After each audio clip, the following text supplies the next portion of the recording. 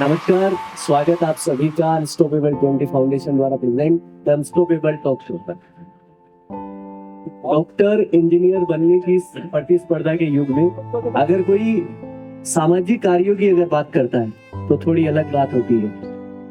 बड़ी घर, बड़े सपने, बड़ी गाड़ी और इनको तवज्जो ना देकर कोई ये बात करे कि वंचित तबके को साथ लेकर चलना है, उनका उत्थान करना है, तो ये थोड़ी अलग बात है।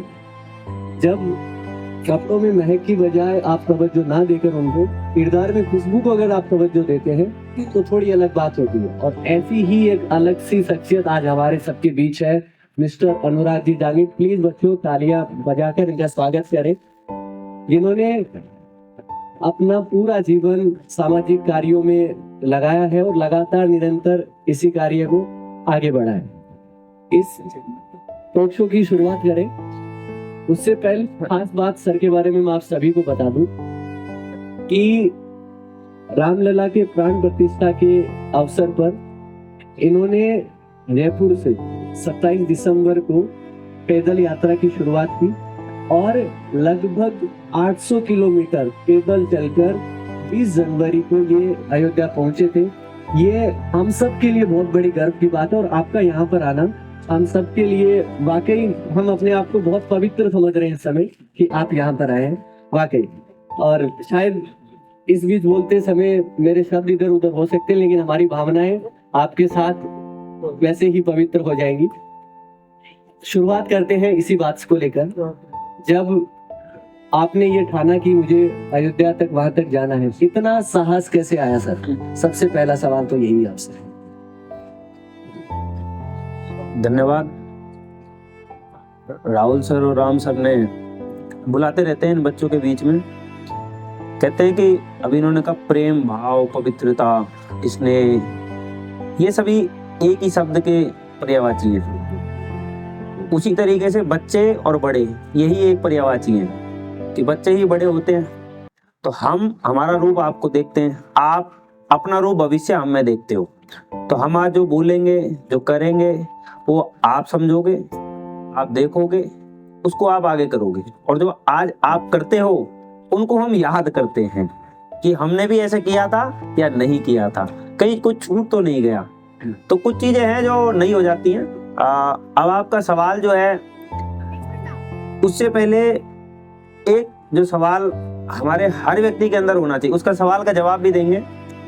वो सवाल ये है कि हमें ऐसा क्यों सोचना पड़ता है कि कोई भी कदम हम उठाते हैं, कठिनाइयों वाला ले लो या सरलता वाला ले लो, कि ऐसा क्यों लगता है कि इसमें बहुत ज्यादा कठिनाइयां आएंगी।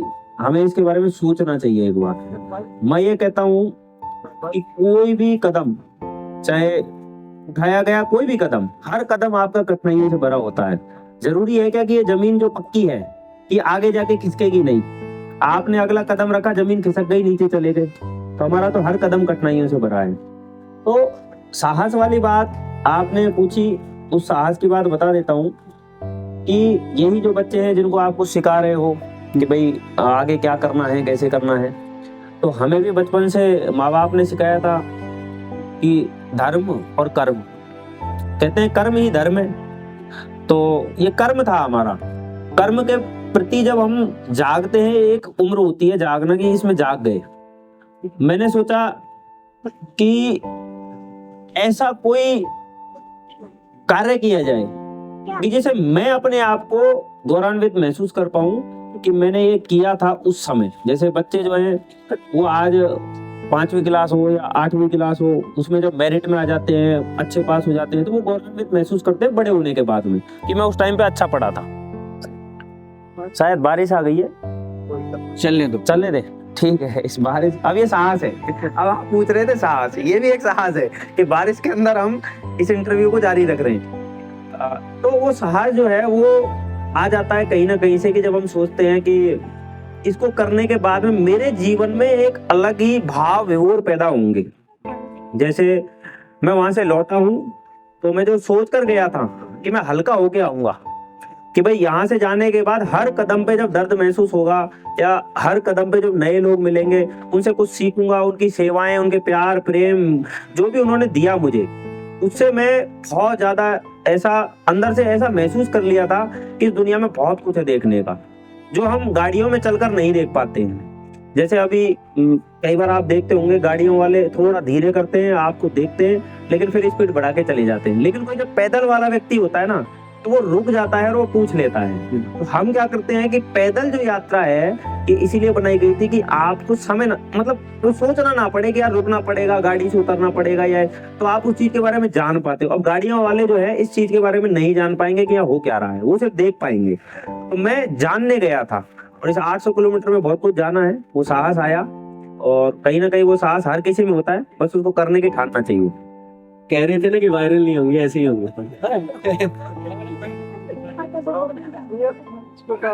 शायद आप ऐसा पहला पॉडकास्ट देखेंगे जब बारिश चल रही है और उसके बाद में भी लगे हुए हैं कि नहीं इसको पूरा करके ही मानेंगे। बच्चों आपके सवाल तक भी हम पहुंचेंगे, कुछ भी हो जाए। अब तो मैं इतना कहते हैं कि दर्द की एक पराकाष्ठा होती है, दर्द जब हद से ज्यादा हो जाता है तो फिर वही सुख प्राप्ति का साधन बनता है। तो कितना दर्द महसूस हुआ इस रास्ते में?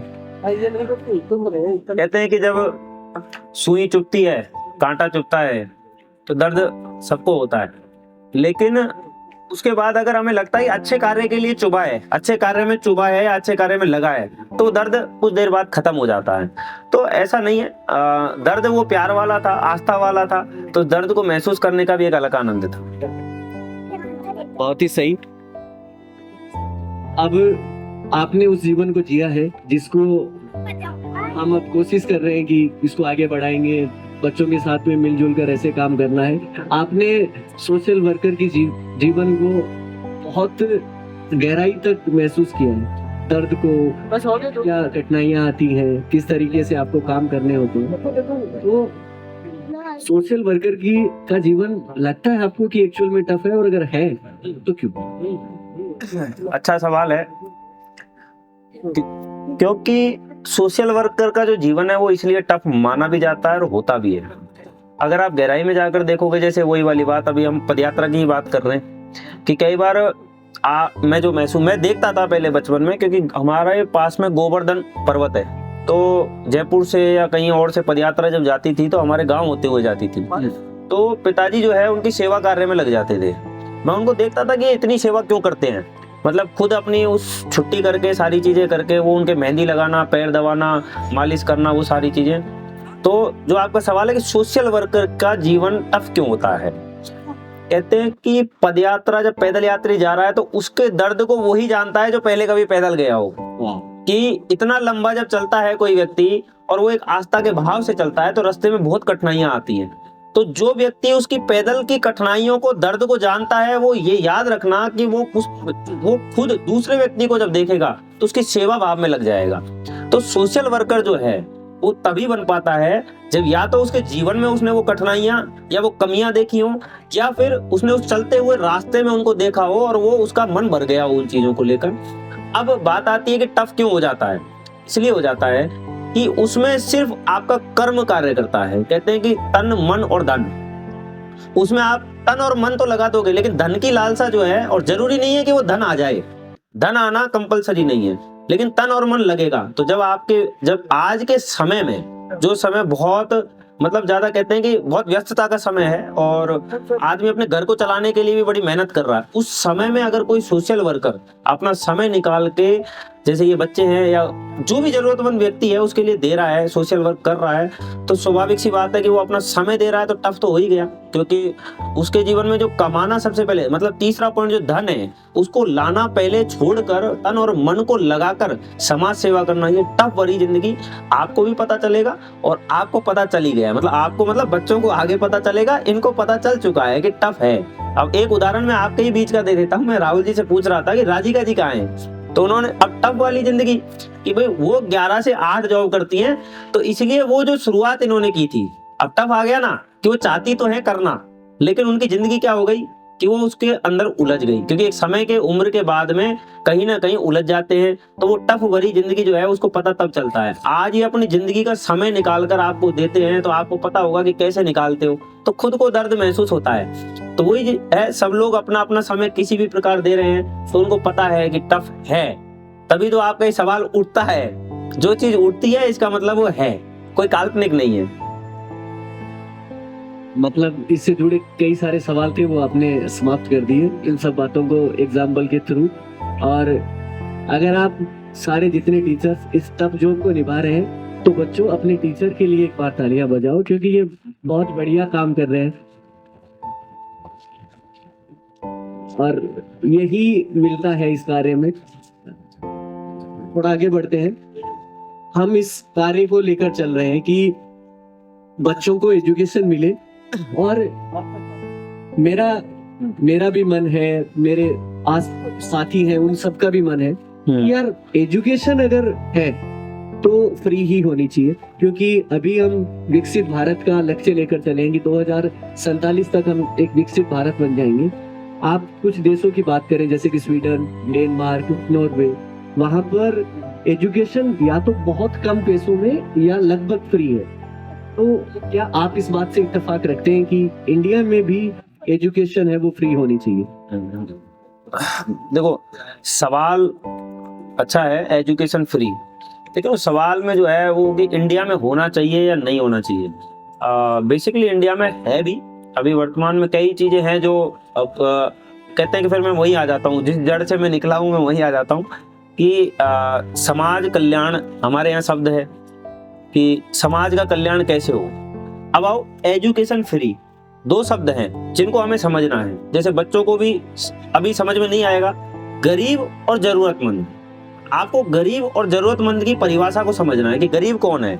गरीब पैसे से हो सकता है, गरीब पैसे से हो सकता है, गरीब उसकी भावनाओं से हो सकता है, गरीब उसके दिल के लगाव से हो सकता है, लेकिन जरूरतमंद अमीर भी हो सकता है।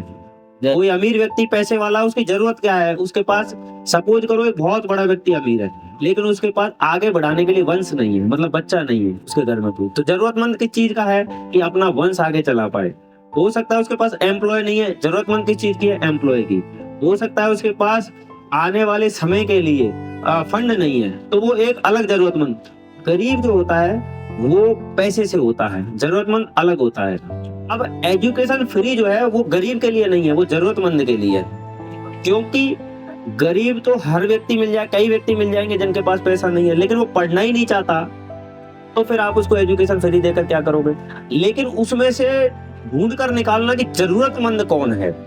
कई बार हो सकता है किसी के घर में 20,000 रुपए महीने की सैलरी आती हो, लेकिन वो जिस यूनिवर्सिटी में पढ़ना चाहता है उसकी फीस जो है वो 2 लाख रुपए सालाना हो, तो वो कैसे देगा। इसका मतलब वो जरूरतमंद है।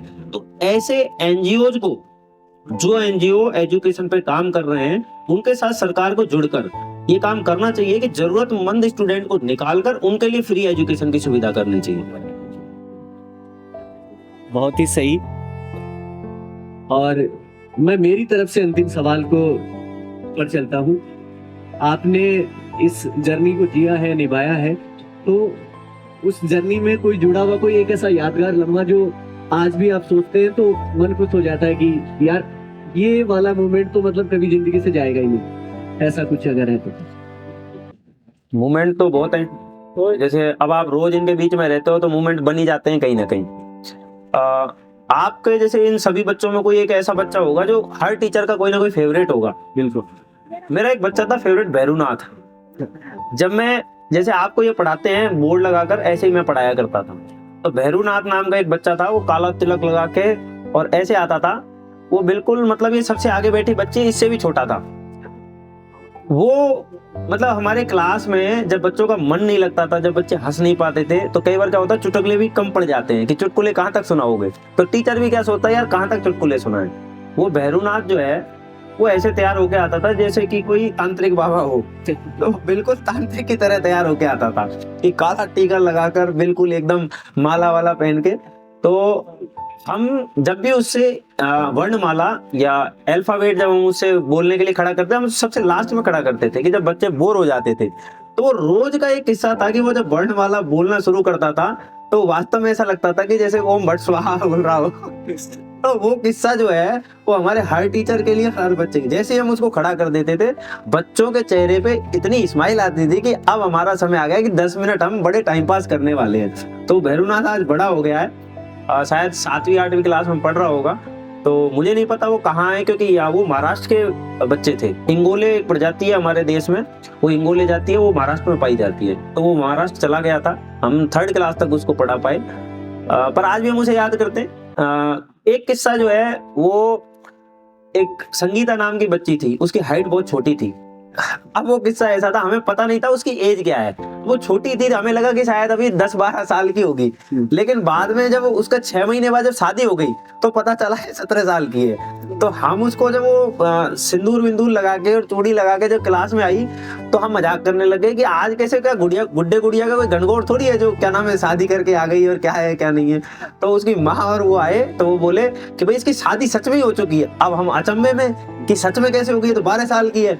अब हमारे जो टीचर थे उन सब में डर बैठ गया कि यार कहीं बाल विवाह में हम भी ना फंस जाएं। तो हमने जब तक उसके आधार कार्ड वगैरह नहीं देखे, फिर वो क्या है 17 इस जाति में क्या है 17 साल में या 16 साल में 15 साल में शादी कर देते हैं। तो वो भी एक घंटे तक मतलब एक ऐसा विषय रहा हमारे लिए कि उस संगीता को हम देखते रहे कि ये कैसी लग रही है। उसकी हाइट रह गई, वो बोने कहते ना बोने रह गई, इसीलिए हमें पहचान में नहीं आया। ये 2 किस्से थे, और भी बहुत सारे किस्से हैं ऐसे। और मैं थोड़ी देर माफी चाहूंगा हमारे हाँ, आप बताओ कौन सी क्लास में है ये 4th या 5th में होगी, बताओ बेटा। 7 में। मैं पूछने वाला था ये बच्ची पीछे क्यों बैठी है, क्योंकि मैं इसको आगे नोटिस कर रहा था। इसको डांस का शौक है क्या? नहीं, तो ये हाथ हिला रही थी जब आगे क्लास लग रही, जब खड़ी थी तब मुझे लगा ये डांस का शौक ज्यादा है इसको। नहीं है, 7th क्लास में हो आप? क्या एज है आपकी? 13। वो संगीता ये वही संगीता, किस्सा यहाँ भी हो गया आपके साथ। अब ये मोमेंट कौन भूलेगा, कोई नहीं भूलेगा। क्या नाम है आपका? निशा। निशा बेटा, all the best for your future. हम चाहेंगे कि आपका भविष्य बहुत अच्छा हो और आप 7 में हो। आप 12th या 10th बाद कोई भी अपना एक भविष्य तय करें कि आपको किस फील्ड में जाना है। वैसे आपको क्या बनना है? टीचर ही बनना है। चलो अच्छा है, आप टीचर बन के फिर राहुल सर, राम सर की तरह ऐसे पढ़ाओगे जरूरतमंद बच्चों को? बिल्कुल, चलो ये बहुत ही अच्छा है। चलो आप टीचर खड़ा कर रहे हो, तालियां बजाओ निशा के लिए कि इन्हीं में से मतलब अब टीचर निकलने वाले हैं कि जो आगे जाके आप जैसे बच्चों को कहना का गरीब और जरूरतमंद, मतलब आप जरूरतमंद हो शिक्षा के, तो ये उन जरूरतमंद शिक्षा पाने वाले बच्चों के लिए शिक्षा पूरा करेंगी। बैठ जाओ, सर्दी लगने लगी है। वायरल करना था ना आपको। तो बैठे हुए हैं, सर्दी नहीं लगी थी। हो गया है आप। ठीक है, ठीक है। निशा, मैं तुम्हारे लिए एक बात कहना चाहूंगा बेटा, कद से हौसले नहीं नापे जाते हैं ना। तो मुझे लगता है कि इस पूरे जितने भी बच्चे बैठे हैं, जिनमें सबसे सिंसियर बच्ची जो हो ना वो तुम हो। निशा के लिए तालियां बच्चों। और अब हम बढ़ते हैं आपके सवालों की तरफ। जिस किसी को भी कुछ पूछना है सर से, वो अपना हाथ ऊपर उठा सकता है। और चलिए, सबसे पहला सवाल माइक पहुंचाए, रमेश सर पहुंचा। फेस नहीं आएगा क्या? ये व्यवस्था आज नहीं हो पाएगी, कोई बात। आगे आ जाओ, हाँ, आगे आ जाओ, आगे आ जाओ। चलो पहले पूर्ति का नंबर आ जाओ। पूर्ति नाम है। हाँ, अब इनके सवालों की पूर्ति देखते हैं कितनी होती है। Good afternoon sir, my name is पूर्ति मित्तल। मेरा सवाल है, क्या सोशल वर्क करने से पहले खुद का स्टेबल होना जरूरी है क्या? इतना स्टेबल हो। अच्छा सवाल है। सोशल वर्क, 2 तरीके के सोशल वर्क होते हैं, पहले हमें ये जानना है। सामाजिक कार्य जो है, सोशल वर्क को हिंदी में कहते हैं सामाजिक कार्य। सामाजिक कार्य जो है, एक होता है कि आप पूरा समय उसमें दे रहे हो, तो पूरा समय अगर दोगे तो सीधी सी बात है कि जो स्टेबल शब्द यूज किया है उसके बारे में आपको ध्यान देना पड़ेगा कि जो फैमिली है क्या वो आपके ऊपर निर्भर करती है या नहीं करती है। भाई पूर्ण रूपेण वो आपके ऊपर निर्भर है कि भाई आपके ही आर्थिक सहयोग से उनका घर चलेगा, या फिर फैमिली जो है वो आर्थिक स्टेबल है कि भाई इकोनॉमिकल स्टेबल जो है, उसके बाद में आप अपना जीवन जो है वो पूर्ण रूपेण सामाजिक कार्य में दे रहे हो, तो आपको स्टेबल होने की कोई आवश्यकता नहीं है, क्योंकि सामाजिक कार्य ही एक स्टेबल है। वो अपने आप में ही स्टेबल है। क्यों? जब घर की जरूरत पूरी हो रही हो, जब कहते हैं ना कि हमारे घर की जरूरत पूरी होने, जैसे हम खाना खाते हैं, शादी ब्याह होती है या कोई भी चीज हम देखते हैं कि जैसे हमारे घर में खाना होता है, खाना खा लिया लेकिन झूठी रोटी तो नहीं देते, लेकिन जो बचा हुआ मतलब जब लास्ट में रोटी बच जाती है तो हम क्या करते हैं, उसको गाय को, कुत्ते को या जरूरतमंद व्यक्ति को एक बना के पहले ही रखते हैं कि भाई आएगी कोई, जो घर हमारे घर के पास में जो साफ सफाई वाले होते हैं उनके लिए रखते हैं बना के तैयार। तो वो क्या है कि पहले वो स्टेबल है कि वो अपनी रोटी पहले खा सकते हैं, उसके बाद किसी को दे सकते हैं। तो ये बहुत जरूरी है कि पूर्ण रूपेण अगर सामाजिक कार्य करना चाहते हो, उतर कर करना चाहते हो, तो उसमें आपके घर जो बैकग्राउंड है, जो फैमिली है, वो स्टेबल है या नहीं है। क्योंकि आप उनकी वो रोटी हो जो वो खुद तो खाने के बाद जो बची हुई चीज है कि भाई ये अगर बाहर रोटी जाती है तो हमारे घर में कोई भूखा नहीं मरेगा। अब ये बाहर जा सकती है किसी का पेट भरने, एक तो ये है। दूसरा है कि कम समय के लिए सामाजिक कार्य, जैसे कि कुछ आपके वॉलंटियर आते हैं कई कार्यक्रमों में, मैं देखता हूँ वो आते हैं घंटे 2 घंटे शाम को आ जाते हैं या कभी कार्यक्रम में आ जाते हैं। तो वो क्या करते हैं, पहले तो खुद की पूर्ति करके आते हैं कि भाई हमारे घर को स्टेबल कर लिया, अब हम जो जरूरतमंद हैं उनके लिए हम समय देंगे। तो दोनों चीजें ध्यान में रखनी है कि स्टेबिलिटी जो है वो निर्भर करती है आपको जिन्होंने बनाया है, पैदा किया है, जो आपके ऊपर निर्भर है या नहीं है। तो इसको हमें समझना पड़ेगा। Thank you sir. नेक्स्ट कोई पूछना चाहते हैं? मुस्कान, आओ।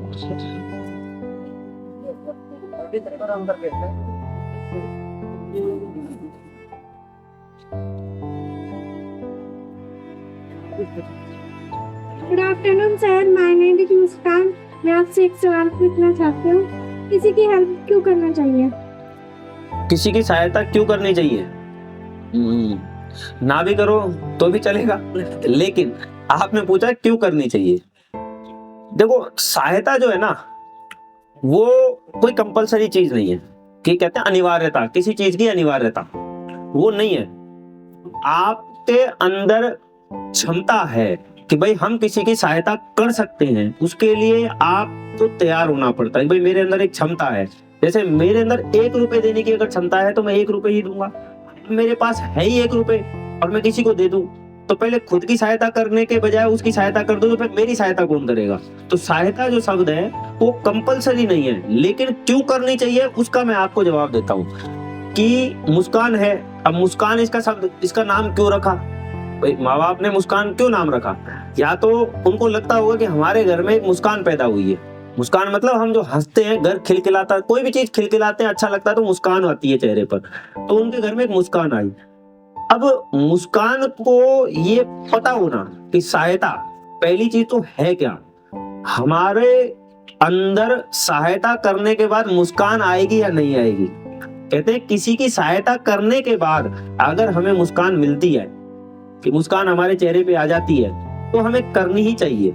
क्योंकि मुस्कान करने से वो सहायता करने से जब मुस्कान आती है तो दिल को तसल्ली मिलती है। कहते हैं कि राम सर, राहुल सर और ये जो जितने भी हमारे प्रियांश सर और ये जो भी हैं मैडम, इनसे पूछो कि आपकी ये सहायता क्यों करते हैं। इनको अच्छा लगता है, इनको इनके चेहरे पे घर जाते हैं तो एक मुस्कान आती है। तो आपको अगर अच्छी मुस्कान चाहिए, कहते हैं कि एक तो चुटकुले वाली मुस्कान है कि चुटकुला सुनाया, आप हंसे और चल दिए घर।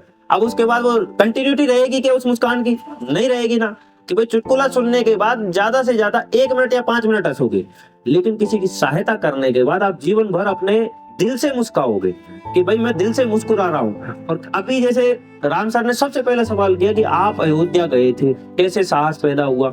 अब मैंने क्या किया, मैं गया, जाके आ गया। अब मैं जिंदगी भर अपने आप के लिए, खुद के लिए मुस्कुराता हूँ कि मैंने अच्छा किया, बहुत अच्छा कार्य किया। समझ रहे हो? तो आप सहायता जो है ना वो खुद के लिए करते हो, किसी और के लिए नहीं करते हो।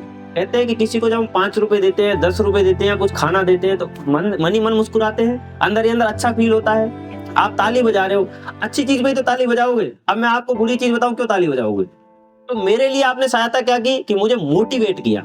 सहायता सब अलग अलग प्रकार की होती है। कहते हैं पर्यायवाची, हमारे हिंदी वर्णमाला में पर्यायवाची बनाए गए हैं।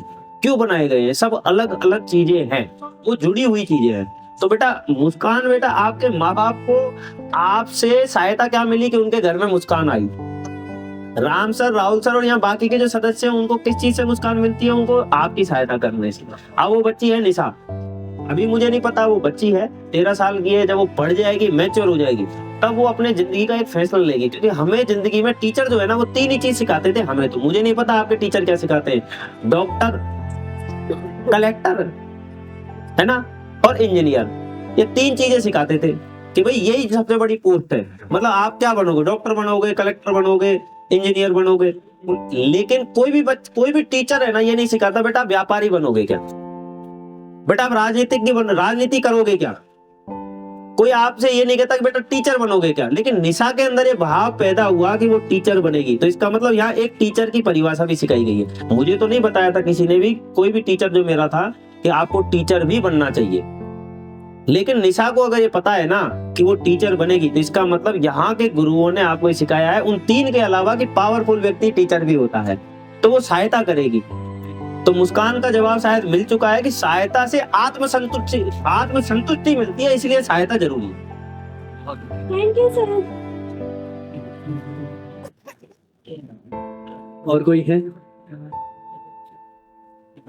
अब सारे टीचर बस समाप्ति की तरफ अपन।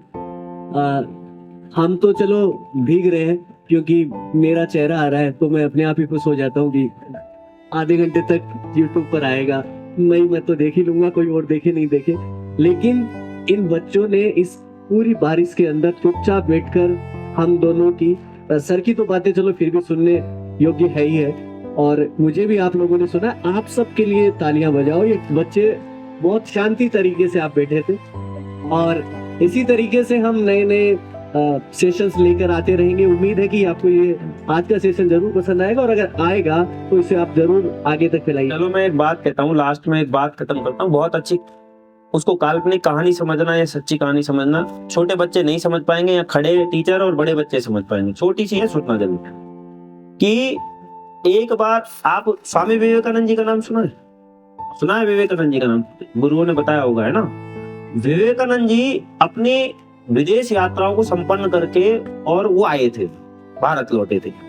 वो एक नदी के किनारे बैठे, और नदी के किनारे बैठकर वो नाव का वेट कर रहे थे। नाव दूसरे बीच में जा चुकी थी, वो नाव का इंतजार कर रहे कि नाव कब किनारे आए और मैं इसको पार करूं। ठीक है, वहां से एक साधु गुजरे। साधु जानते हो, संत महात्मा, शक्तियां होती है जिनके पास में। तो साधु ने विवेकानंद जी से पूछा कि भाई आप यहाँ क्यों बैठे हो? जो तो मैं नाव का इंतजार कर रहा हूँ कि नाव आएगी और मैं इस नदी को पार करूंगा। तो साधु उनके ऊपर घमंडी तरीके से अहंकार में हंसा और ये बोला कि आप पागल हो क्या?